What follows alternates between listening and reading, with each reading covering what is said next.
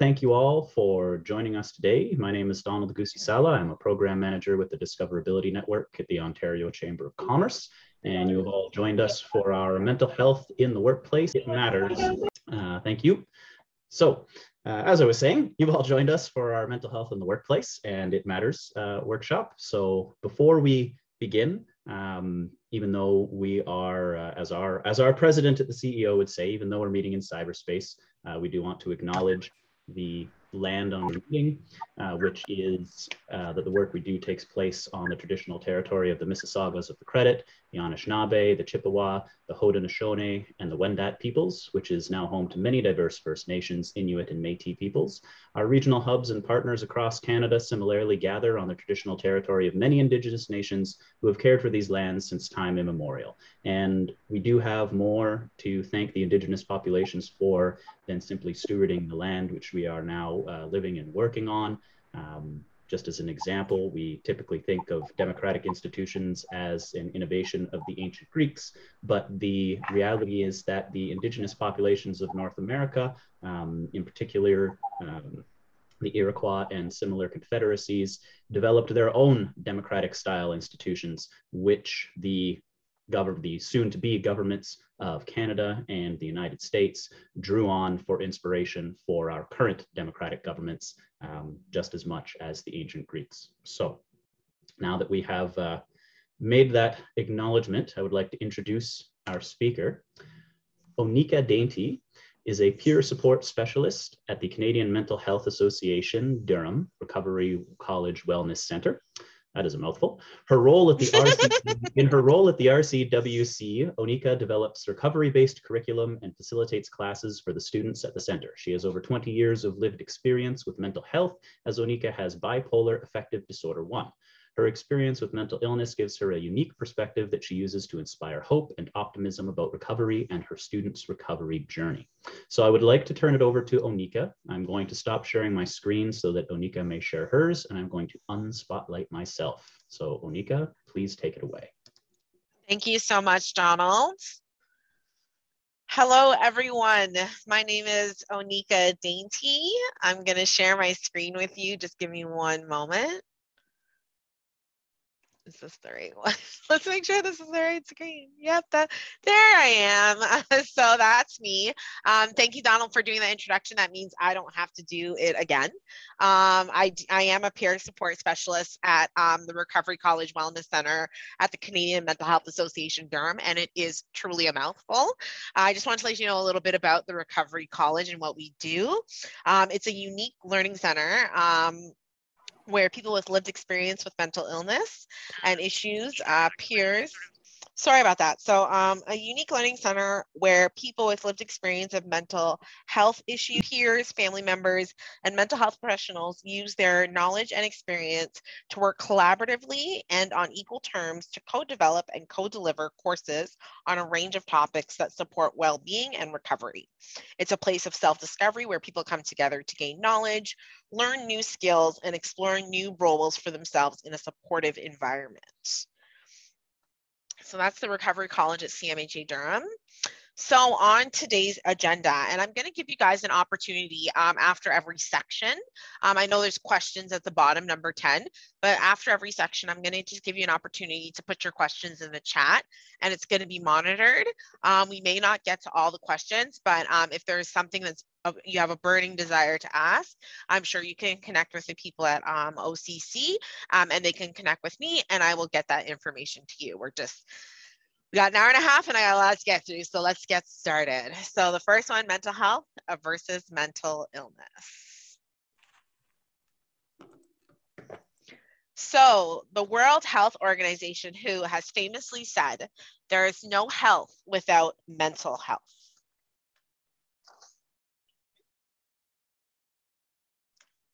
So mental health, when we talk about mental health, we're talking about our mental well-being, our emotions, our thoughts and feelings, our ability to solve problems and overcome difficulties, our social connections, and our understanding of the world around us. Mental illness, on the other hand, a mental illness is an illness that affects the way people, number one, think, feel, behave, and interact with others. There are many different mental illnesses that have different symptoms that impact people's lives in different ways. Some examples are depression, anxiety, bipolar disorder, and schizophrenia.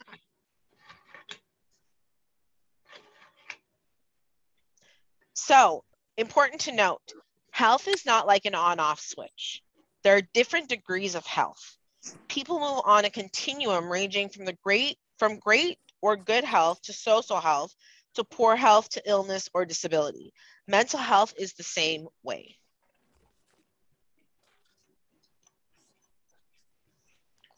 So just some other points on mental health versus mental illness.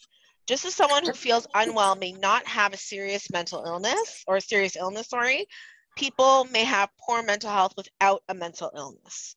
Just as it's possible to have poor mental health with no mental illness, it's entirely possible to have good mental health even with a diagnosis of mental illness. And if you want an example of that, I'm 6 years into my recovery. That's the last time I had a manic psychotic episode, which we'll talk about during our bipolar section. So I have what you call good mental health, but I still have a mental illness. As I was saying, that's because mental illness, like other mental health problems, are often episodic, meaning there are times, episodes, of ill health and times of better or good health.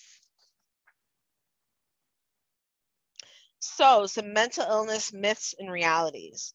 So the myth, people with mental illness will struggle with work, study, and life in general. The reality, mental illness can sometimes make different things more difficult. This may include studies, home life, and professional work, but there's always help available. Myth, having a mental illness makes life much more difficult. It's tough to live independently when you're an adult, to look after yourself, or to find a home. Reality, not all mental health conditions are the same. Living with a mental health illness or being diagnosed with a mental health disorder will not necessarily prevent you from living your own life, looking after yourself, or finding your own place to live. Myth, mental illness makes people violent, aggressive, and dangerous. Reality, often people living with mental health issues are not dangerous or violent. Those with mental health complications are more likely to be victims of bullying or abuse. So that's the end of section 1 on mental health versus mental illness. Were there any questions, Megan, in the chat? No, there's no questions for section 1. Okay, we're just getting started then. Give me 1 second. Oh, sorry, there is one question that just came up, if you don't mind. Go ahead. So the question is from Irina, and it's, one of my family members had a manic episode in 2016. They were wondering if it was worth sharing with their new boss that they were diagnosed with bipolar type 1. The manager they had at the time ended up finding out, but is it worth sharing with the new manager? We're going to get into this in section 8 on mental health advanced directives, but I'm just going to speak on my own personal experience when it comes to sharing and disclosing about your mental illness to management or anyone you might be working with, because it's just as challenging with friends and family as it is with someone, you know, who's writing your check. So I often will disclose. It helps now that I'm working for a mental health organization, but I've worked in retail, I've worked in events, I've worked in different fields, and I always disclose. I let them know, even like in the interview process, that there are things that, you know, that I have this invisible disability called bipolar, and that there are things that I may need in my work to ensure that I work well. It is a chance that you take when you disclose in regards to your mental health, when you disclose at the very beginning or even during. There are things like stigma, discrimination, and language, which you have to deal with, which we'll get into, but I always disclose. I'm a very proud bipolar woman. I've been through quite a bit in my life, and I'm very proud to hold the title of bipolar, because it's, as much as it's taken from me, it's given to me too. So the short answer, or the long answer to that question is, I personally would disclose, but there are ways of disclosing that we'll get into that might be easier for the person you're talking about. I hope that answers your question. So, stigma, discrimination, and language. Stigma and discrimination. The lives of people with mental health conditions are often plagued with stigma as well as discrimination. Stigma is a negative stereotype. Stigma is a reality for many people with mental illness, and they report that how others judge them is one of the greatest barriers to complete and satisfying life. Stigma differs from discrimination. And how do they differ? Discrimination is unfair treatment due to a person's identity, which includes race, ancestry, place of origin, color, ethnic origin, citizenship, creed, sex, sexual orientation, gender identity, gender expression, age, marital status, family status, or disabilities, including mental disorders. Under the Ontario Human Rights Code, every person has the right to equal treatment with respect to services, goods, and facilities without discrimination due to identities listed above. Stigma is the negative stereotype, and discrimination is the behavior that results from this negative stereotype. Often individuals with mental illness are faced with multiple intersecting layers of discrimination as a result of their mental illness and their identity. So I'll give you an example of what they mean by intersecting layers. I'm a Black woman with a mental illness. So I could be discriminated against because I'm a woman. I could be discriminated against because of my race, or I could be discriminated against because of my mental illness. So that's what they mean by intersecting layers of discrimination. So media influence on public attitudes. The key role of media. Many studies have found that media and environment and the entertainment industry play a key role in shaping public opinions and mental health about mental health and illnesses. People with mental health conditions are often depicted as dangerous, violent, and unpredictable. News stories that sensationalize violent acts by a person with a mental health condition are typically featured as headlines. Entertainment frequently features negative images and stereotypes about mental health conditions. You guys still hear me? My PC disconnected. Can I get a thumbs up from someone? Yes, we can hear you. Thank you, Megan. Appreciate you. So I'll just start over again. News stories that sensationalize violent acts by a person with a mental health condition are typically featured as headline news. Entertainment frequently features negative images and stereotypes about mental health conditions, and these portrayals have been strongly linked to the development of fears and misunderstandings.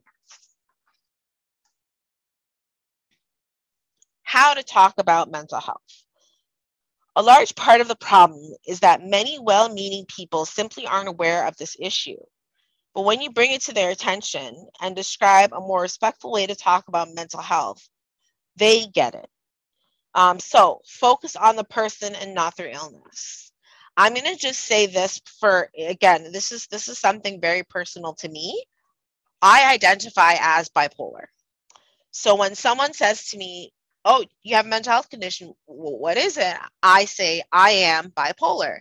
But the language that's most appropriate to use, and again, it's kind of dependent on the person that you're speaking with to ask, just like with the pronouns, you should ask. People prefer often to say, "I have bipolar," or "I have the condition of bipolar," instead of "I am bipolar," because it's some people don't identify with their illness, but some people then again do. So just a little quick thing just on me personally and identification. So below are some examples of correct language. When using diagnostic terms, put the person first, not the illness. This is what I was talking about. Person first language is Mary has schizophrenia or bipolar disorder, not Mary is schizophrenic or bipolar. Don't say addict, junkie, or drunk, or any of the other derogatory terms related to addiction or misuse of drugs and alcohol. Say has a substance use disorder or has an alcohol or drug problem. Number 3, don't use insensitive terms like crazy, insane, psycho, nuts, deranged to describe someone displaying unusual or violent behaviors or who has a mental illness. So before I move on to part 3, which is mental health statistics, did anyone have any questions about stigma, discrimination, and language? We don't have any questions at the moment. Okay, perfect. So mental health statistics. So currently, 1 in every 4 Canadians aged 18 to 34 reported a need for mental health care in 2022. 1 in 7 Canadians, that's 15%, every year, approximately, 15% of Canadians use health services for mental illness. 5.5 million Canadians. Close to 5.5 million Canadians received health services from mental illness in 2016 to 2017, more than the population of British Columbia. Just to give you an idea of how many people are in need of these services, of mental health services, and are dealing with mental illness. So just some results from the pandemic. Compared to data collected during the fall of 2019, the proportion of Canadians reporting positive mental health declined slightly in 2020. This change is mainly attributed to the decline for females from 63% to 59.9%. Over the same period, the proportion of males reporting positive mental health remained stable.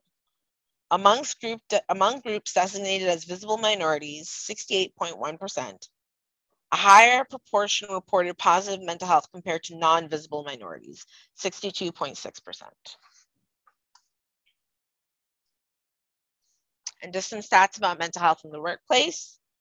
There is now consistent evidence that certain work situations, including occupational uncertainty and lack of value and respect in the workplace, are associated with an increased risk of common mental disorders. 40% of working Canadians agree that their work is the most stressful part of their day. 16% of working Canadians say that workplace is a frequent or ongoing source of feelings of depression, anxiety, and other mental illnesses. 38.6% would not tell their current manager if they were experiencing mental health problems. 82% of employees with mental health issues indicate it impacts their work, while only 53% of those with physical health issues say it impacts their work. I want you guys to keep that number, 38.6%, in mind. Would not tell their current managers if they were experiencing a mental health problem. That's a very important fact. And that just goes back to the question that we had before about disclosing, right? So, sorry, before I go into intro to depression and anxiety, there are more stats in your participant manuals. It's quite a bit of statistics, but I just narrowed it down to those 3 sections just to give you an idea of what the statistics are looking like for mental health during the pandemic, in the workplace, as well as just overall in Canada. So were there any questions? Yes, we have a question. We have 2 questions from Brenda. The first is, does identifying with issues give you more control over the narrative? Does identifying with a mental health issue? I believe that's what she meant, yes. In my opinion, it does. It's taking your power back. If we're going back to stigma, discrimination, and language, the section I just did, when you claim or you say this is what I have, and now it's an opportunity to figure out how am I going to deal with it. So it's like that old saying where, the first step to admitting there's something wrong is that, like, you have to say this is what's going on with me, whether sharing it with friends or family or coworkers, and then doing something about it. I think I answered that question. Perfect. And just one more question, and that is, what part does shame play in keeping you from disclosing disclosing mental illness? And this has also been expanded upon to say that shame and guilt are used interchangeably, and it might help to make a distinction between the two. Shame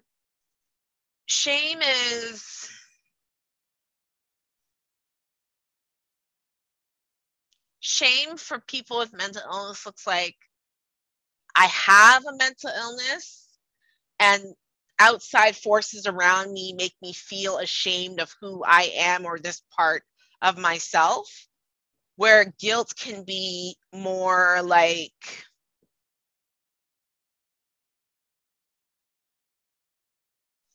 I have a mental illness and I believe I did something to cause myself to be ill. Therefore, I feel guilty as well as ashamed. So shame is external, guilt is internal. That's how shame and guilt kind of works. And when you add stigma to it, right? When you're adding stigma, you're feeling both the shame from the outside world and the internal guilt that you internalize from all of that shame and all of that discrimination and stigma that you experience from the outside world. It's an internal thing. I hope that made sense. Thank you so much. All right, so intro to depression and anxiety. We are moving along. I like this. So some key facts about depression. Depression is a common mental disorder. Globally, more than 264 million people of all ages suffer from depression. Depression is the leading cause of disability worldwide, and it is a major contributor to the overall global burden of disease. More women are affected by depression than men. Depression can lead to suicide. There are effective psychological and pharmacological treatments for moderate and severe. So, barriers to care. Although there are known effective treatment for mental disorders, between 76% and 85% of people in low and middle income countries receive no treatment for their disorders. Barriers to effective care include lack of resources, lack of training in healthcare providers, social stigma associated with mental disorders. Another barrier to effective care is inaccurate assessments. In countries of all income levels, people who are depressed are often not correctly diagnosed, and others who do not have a disorder are too often misdiagnosed and prescribed antidepressants.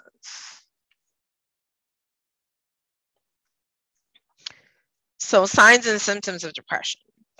Feelings of sadness, tearfulness, emptiness, or hopelessness.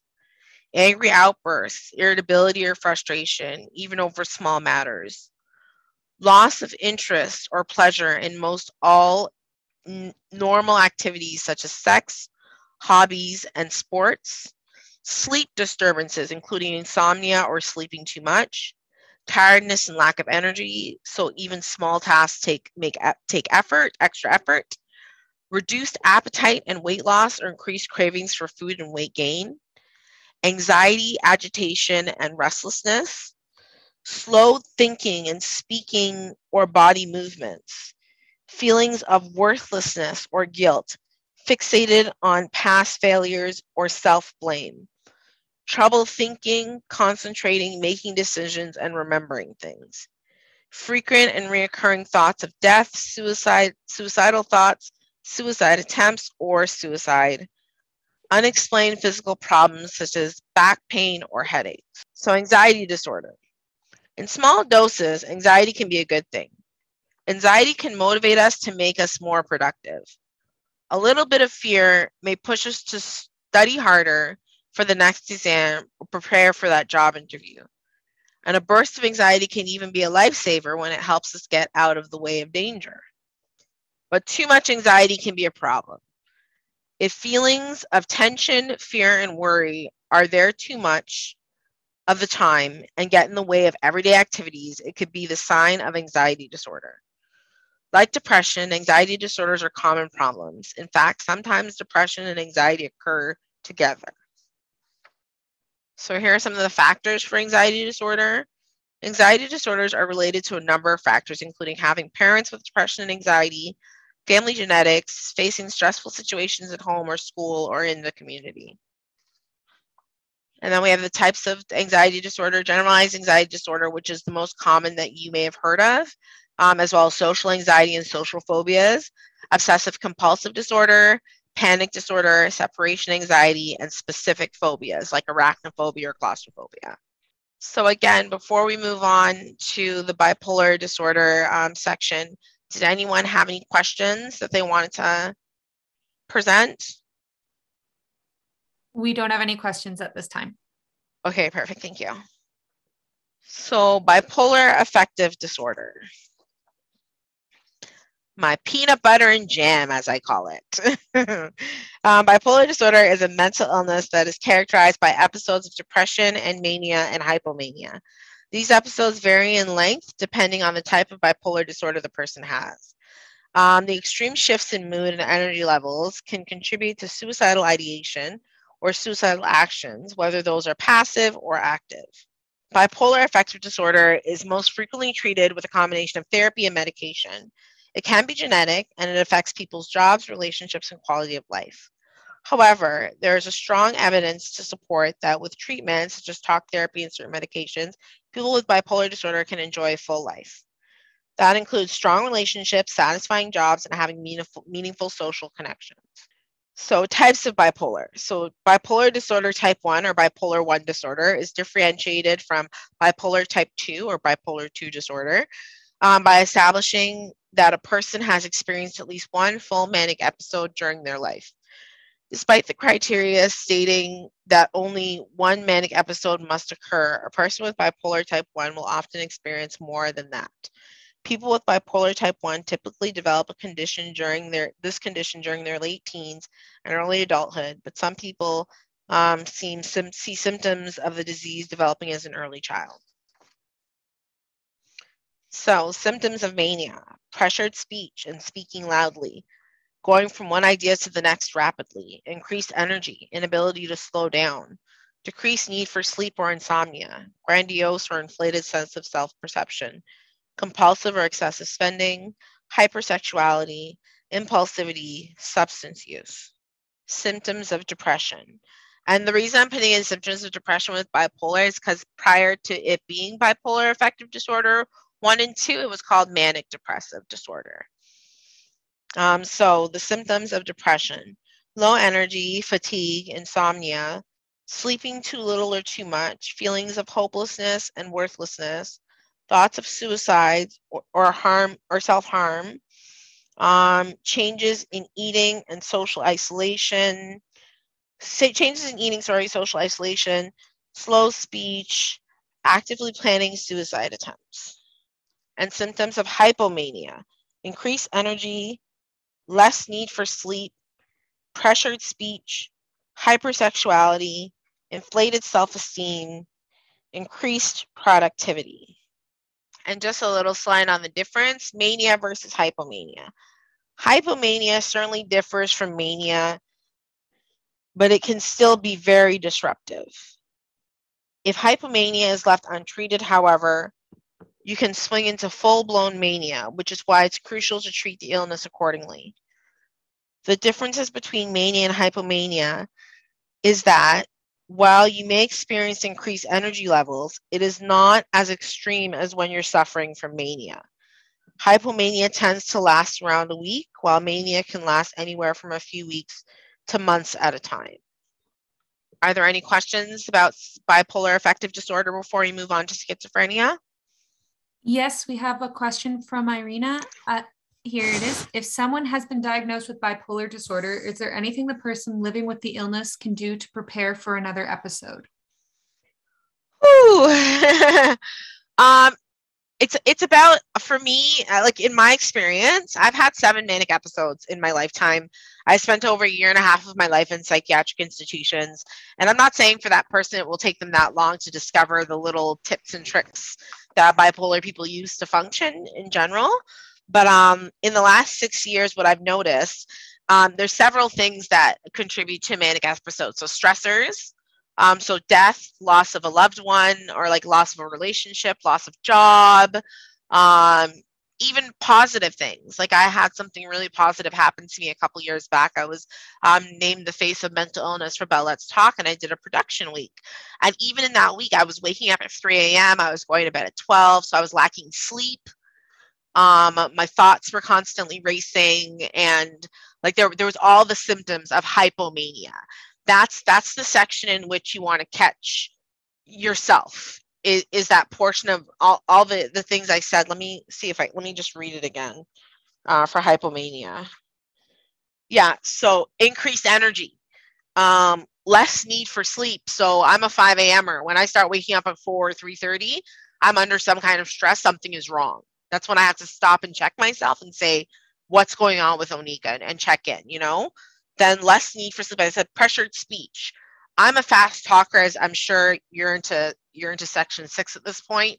You could hear how fast I speak. I'm sure our interpreters could hear how fast I speak.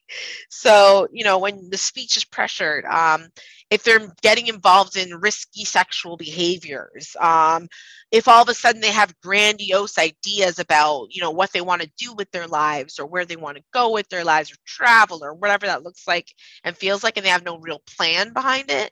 You know what I mean? It just seems to come out of the blue. And again, increase productivity. I have a to-do list that I write down every day for work. And normally when I'm healthy, it's no more than 10 things.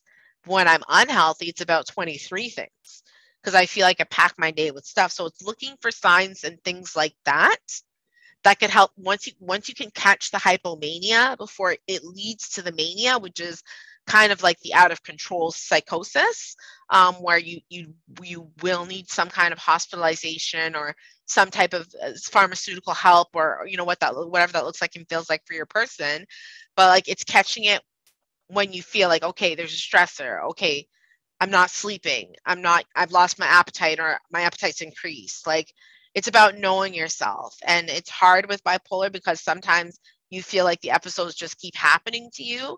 But when you sit down and you analyze each episode you've had, or even if it's only one, and see where things began, where things went wrong, and how you came down and how it was solved, you have an opportunity to not end up hospitalized. And even at CMHA Durham, I previously worked for the Assertive Community Treatment Team, which deals with people with severe mental illness. And it was a bipolar, schizophrenia, and schizoaffective disorder. And one of their main objectives is to make sure that their clients and their we call them clients, but their clients have their episodes within the community and not being hospitalized. So you have to learn the skills. You know what I mean? So sorry, that was long-winded, but that's my answer to that question.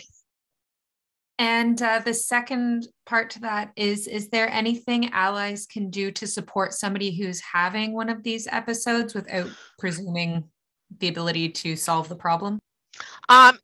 Just being supportive and asking the questions. Don't be afraid to ask, are you okay? I've noticed this and this and this about you. Should we go to a hospital? Do you need to see a doctor? Like, do we need to find some services for you? When it comes to mental illness and people's support systems, it's extremely important that you're just there.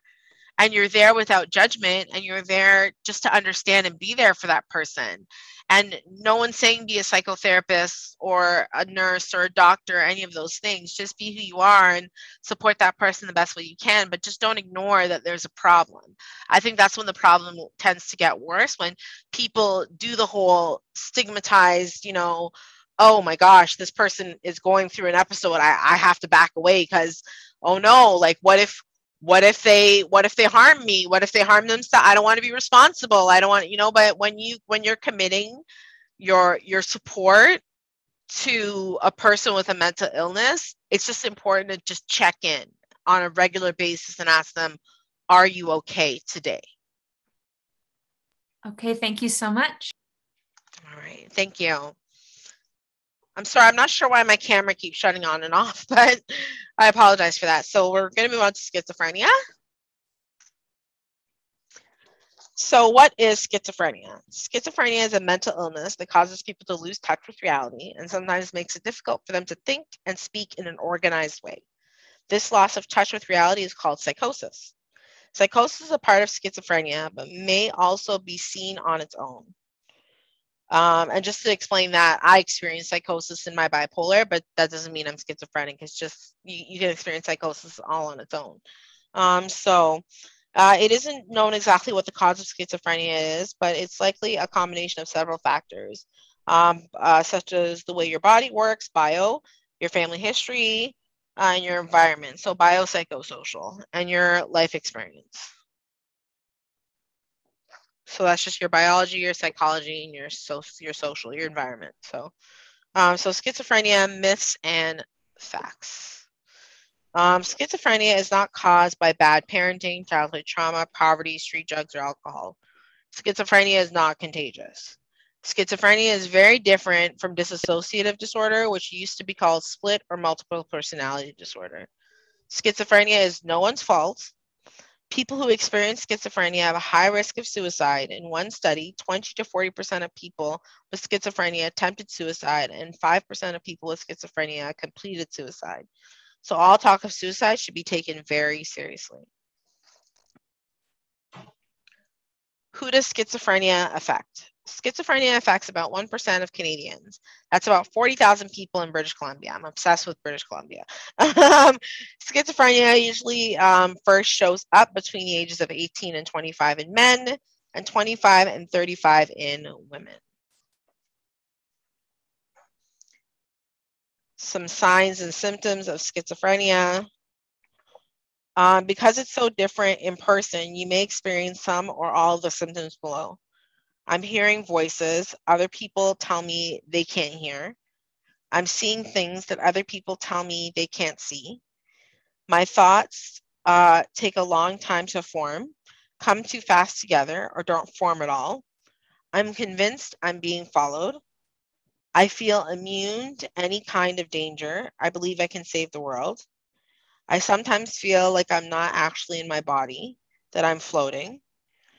I used to like being around other people, but now I'd rather be by myself. I want to end my life or harm myself.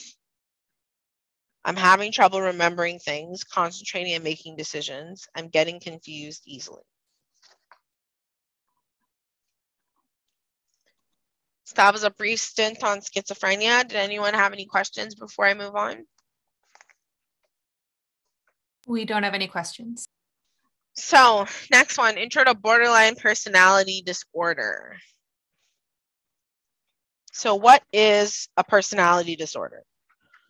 A personality disorder is a pattern of feelings, thoughts, and behaviors that may have been with you for a very long time. Personality disorders affect the way you understand yourself, the way you react to the world around you, the way you cope with emotions, and the way you navigate relationships. Having a personality disorder does not mean that there is something wrong with your personality. It simply means that you have a pattern of feelings, thoughts, and emotions for a long time that causes problems.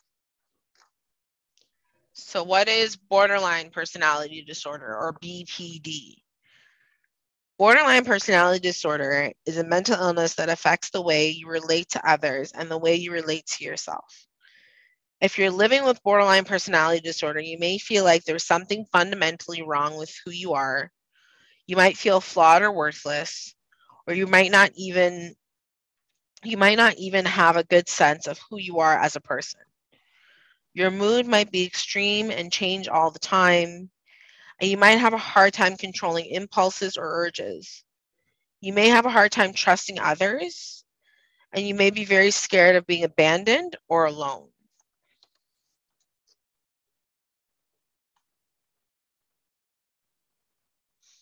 So for borderline personality disorder, there are 5 groups of symptoms. So BPD is made up of 5 groups of symptoms. Unstable behavior means that you often act on impulse or urges, even when they hurt you or other people. Unstable emotions means that your mood can be extreme and change very quickly. Number 3, unstable relationships means that you have a hard time maintaining relationships with other people. Number 4, unstable sense of identity means that you don't have a good sense of who you are as a person. Number 5, awareness problems means that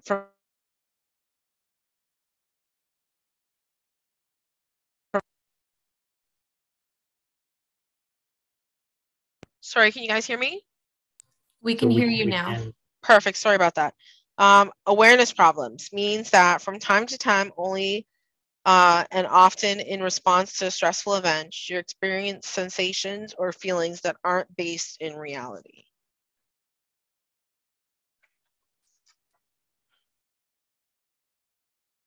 So who does who does borderline personality disorder affect? About 1 to 2% of the general population has BPD.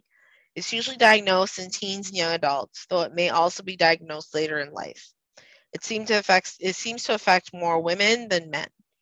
Many people living with BPD have other mental illnesses. This can make it hard to diagnose BPD properly.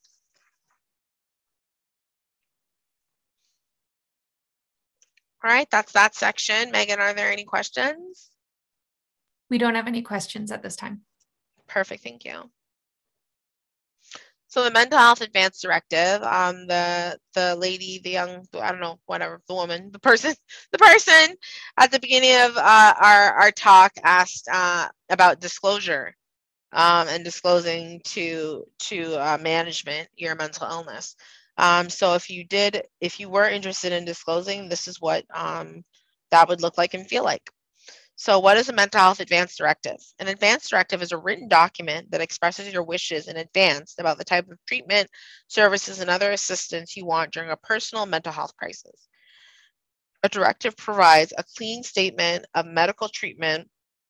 A directive provides a clear statement of medical treatment preferences and other wishes or instructions. You can also use it to grant legal decision-making authority to another person to be your advocate and agent until the crisis is over.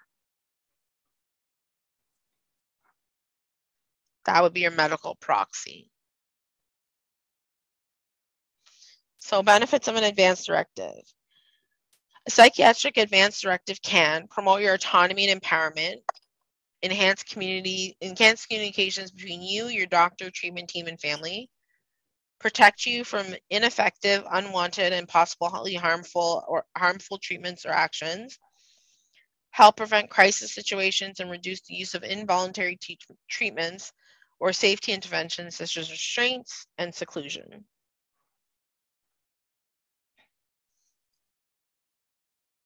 So what does an advance directive include? You can include the medications and dosages that you know are most helpful to you and those that you do not wish to receive. Names of facilities and healthcare professionals you want involved in your care. People who can help you with important activities such as paying your bills or taking care of your children and pets and animals or pets and plants.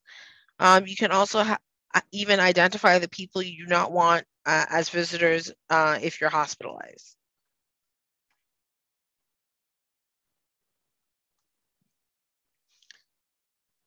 So one of the more powerful features of an advance directive is your ability to designate someone else, an agent, to make decisions for you if you are admitted to hospital. You can name that person by stating that only he or she should make decisions for you in the event that you've been determined to lack the capacity to do so. The person you select should be someone you trust to advocate for you, a family member or friend. He or she will tell others what kind of treatment you do or do not want and supervise your care. You may wish to choose more than one agent. Before naming an agent, discuss your plans with that person, the person you want to designate. Each of them must fully understand your requests.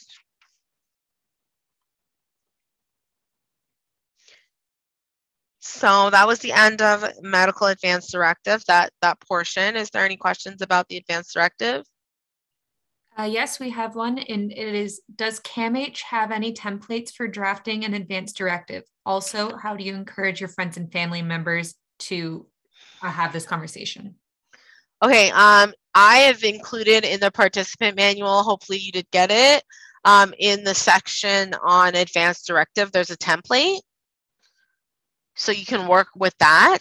And having these conversations with family, friends is not easy because you're asking them to, it's almost like, you're asking them to be responsible for your care until you're well again.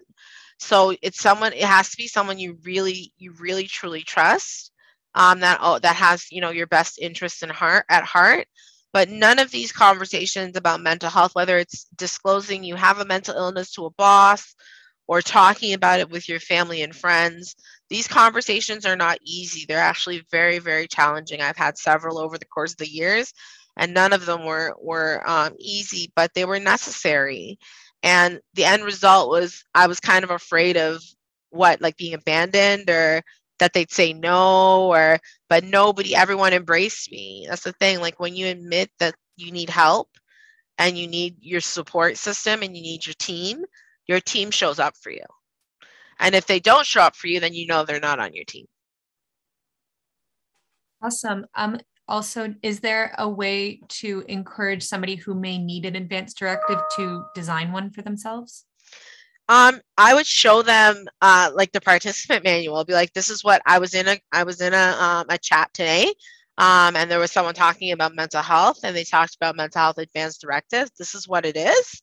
I thought this might be of interest to you, just based on what you go through, that you might need this for work. And as I said, the advanced directive I give to everyone. My mom has one. My friends have one.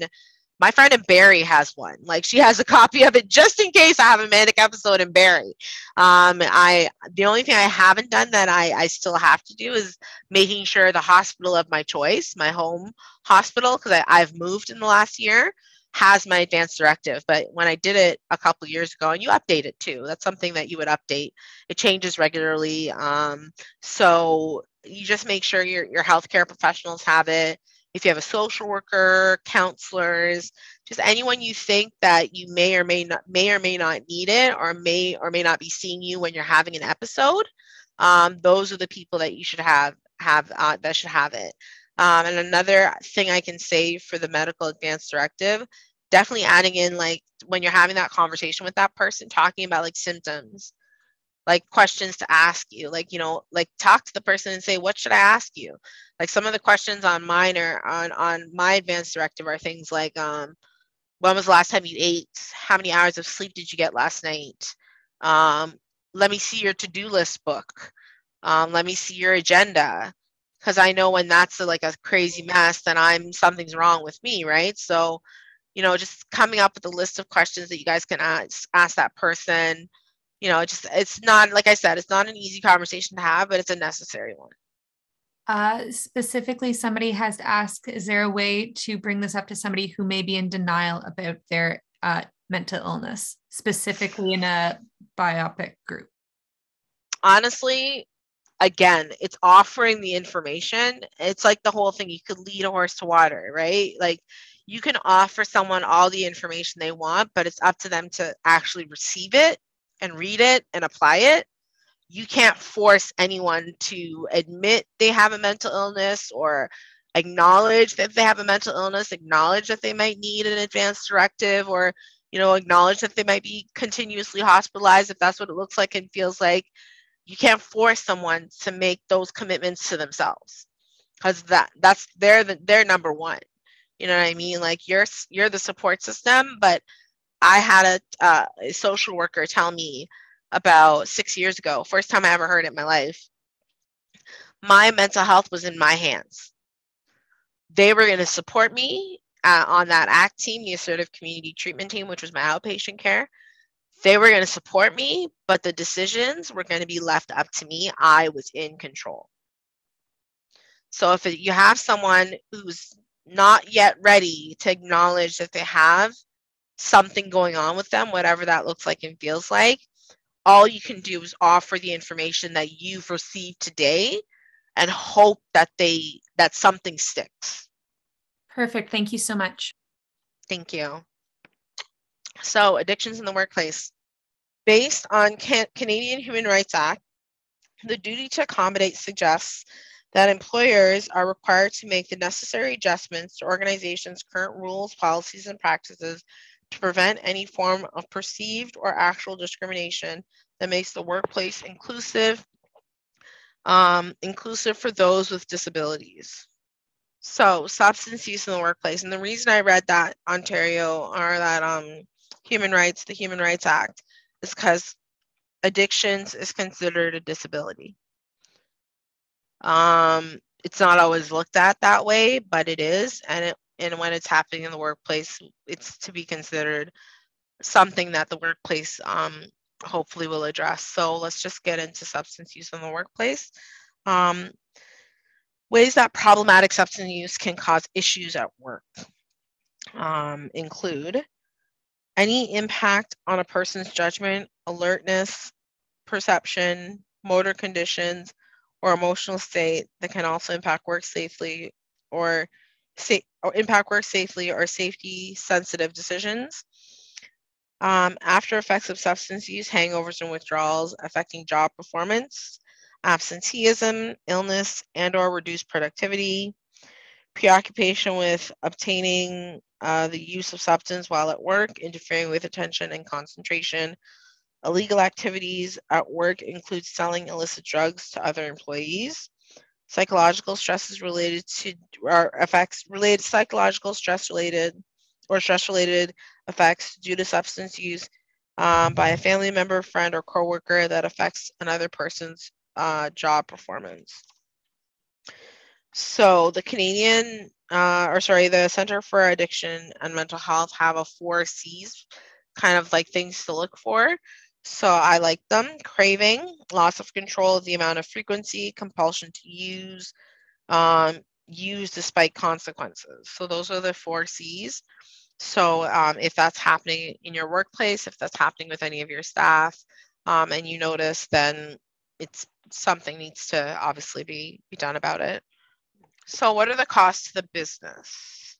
So costs to business may be both direct and indirect. The impact of substance use that have been reported include safety, fatalities, incidences, etc., absenteeism, sick leave, turnover, or presenteeism, loss of production, and workplace violence and harassment. Some additional costs include tardiness, sleeping on the job, theft, poor decision-making, loss of efficiency, low morale and physical well-being of workers and coworkers, increased likelihood of having trouble with coworkers and supervisors, training of new employees, disciplinary procedures, drug testing programs, medical rehabilitation, and employee assistance programs. So that's where I guess someone, not I guess, I know, that's where someone would go. Like if you had an EAP, an employee assistance program, or if you wanted to, again, disclose that, listen, I'm dealing with substance issues and it's affecting my home life and my work life, and something needs to get done. This is not something, according to the Human Rights Act, that you can get terminated for. Something will have to be done for you. So fear not if any of the participants are in that situation. In general, however, work-related factors. I didn't switch it. In general, however, some work-related factors can include high stress. So this is work-related factors as to why someone might use at work, after work, before work, during work, is that they're using. So high stress, high demand and low control of situations, low job satisfaction, long hours and irregular shifts, fatigue, repetition or repetitious duties, periods of inactivity or boredom, isolation, lack of opportunity for promotions, lack of remote or irregular supervision, and easy access to substances. So in your participants manual, I didn't include it in here because it's quite extensive thing that organizations have to do when they're dealing with workplace addictions and addiction as a disability. The employers do have a duty to accommodate to a certain extent, of course. So there are different solutions. There are different accommodation solutions in regards to what you can do if you have an employee that is dealing with addictions at work. So it's like things like implementing temporary or permanent changes in the employee's work schedule to attend outpatient rehab or individual therapy and counseling sessions, approving short-term or long-term sick leave to enable the employee to check in and out of inpatient or residential addiction facilities, adjust employees' hours or workload requirements while the employee is in treatment or recovering, allow access to employee assistance program, EAPs, reassign the employee to a different position to minimize stress levels or other potential risk factors that could lead to relapse. So there's a little bit more information in your package about what you can do in regards to the accommodation agreement, the back to work agreement, like, you know, what they have, what's going to be required of them coming back to work if they're going to be on modified duties, or what that's going to look like and feel like. But any questions? I think thank you. Thanks. That was it. I thought I had more. I was like going through the slides. I'm like, I don't think there's any more. So thank you very much for listening to me talk about understanding common mental health. It is a huge passion of mine. I work in mental health. My personal life has all sorts of mental health stuff in it. Like am I back? Yes, we can hear you. Okay, perfect. Yes, if you have any questions, please feel free. Now's the time.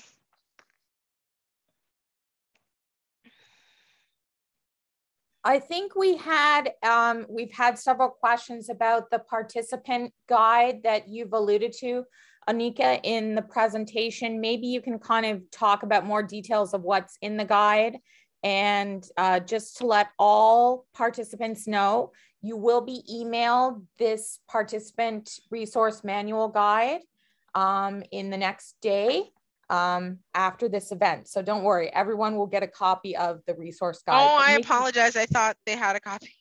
I'm sorry. No, not yet. No,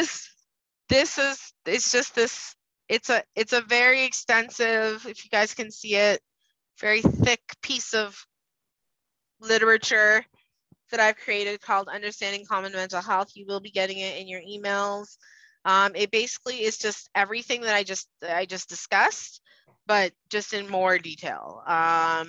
It's about 90 pages. Yeah, it's about 94 pages. It has a table of contents, which breaks down everything that's in the booklet, all the sections, and what you could possibly want to go to and want to learn more about. So it's just a compilation of basically the PowerPoint as well as some other resources that I had. Well, if there are any further questions, please feel free to type them into the chat. But for the moment, while there don't appear to be any further questions, I would like to thank you, Onika, formally and genuinely, for speaking with us today and sharing all of that very detailed, very thorough, and very useful information. I can see just from the responses in the chat that people obviously see the value in what you shared, so greatly appreciated. For now, I'm just going to say thank you, everyone, for taking the time out of your day to join us for this presentation. We appreciate having you here. We hope you'll join us at future events. So this presentation has been hosted by the Discoverability Network, and certainly for anybody who is a job seeker with a disability experiencing any mental health issues, or anyone who's supporting job seekers with disabilities, we would certainly encourage and welcome you to use our platform for job searching. It is dedicated to job seekers with disabilities. So I just want to put some information on the screen so that if anyone would like to take a look at the platform and join it and use it, it is there, as well as the contact information for Elizabeth, who you've heard from today, and our colleague Boyan, who can help with signing up or answering any questions. Once again, thank you all for joining us. Thank you, Onika. We appreciate your time. Thank you, guys. Thank you. In the chat, but there aren't any further questions in the chat. So I will just say, have a great day to everyone.